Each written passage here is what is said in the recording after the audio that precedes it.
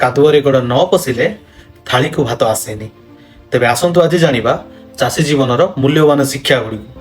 ତୁମକୁ ଲାଗୁଛି ଏସି ରୁମ୍ରେ ବସି ଲ୍ୟାପଟପ୍ ଚଲାଇବା ବହୁତ କଷ୍ଟ କାମ, କିନ୍ତୁ ଥରେ ସେଇ ଚାଷୀକୁ ପଚାର ଯିଏ ଖରା ବର୍ଷା ଶୀତକୁ ନିଜ ଦେହରେ ସହି ତୁମ ଥାଳିକୁ ଭାତ ପହଞ୍ଚାଇଥାଏ। ମୁଁ ତୁମକୁ କହୁଛି, ଯଦି ତୁମେ ଧୈର୍ଯ୍ୟ କ'ଣ ଜାଣିନାହ ତେବେ ତୁମ ଜୀବନର ଅଧା ଶିକ୍ଷା ତୁମେ ପାଇନାହ। ଚାଷୀ ଭାଇମାନେ କେବଳ ଧାନ ଫଳାନ୍ତି ନାହିଁ, ସେମାନେ ଆମକୁ ପ୍ରତିଦିନ ଶୃଙ୍ଖଳା ଶିଖାନ୍ତି। କେମିତି ନା ଆମେ 2 ଦିନ କାମ କରିସାରି ତୃତୀୟ ଦିନକୁ ତାର ଫଳ ଖୋଜିଥାଉ, କିନ୍ତୁ ଜଣେ ଚାଷୀ ଭାଇ ମାସ ମାସ ଅପେକ୍ଷା କରିବା ପରେ ତାର ଫଳ ପାଇଥାଏ। ଆପଣ ଜାଣିଛନ୍ତି, ପ୍ରାକୃତିକ ବିପର୍ଯ୍ୟୟ ଫସଲ ନଷ୍ଟ କଲା ପରେ ବି ଜଣେ ଚାଷୀ ଭାଇ କାନ୍ଦି ବସିନଥାଏ। ସେ ତା ପରଦିନ ହଳ ଧରି ବିଲକୁ ବାହାରିଥାଏ।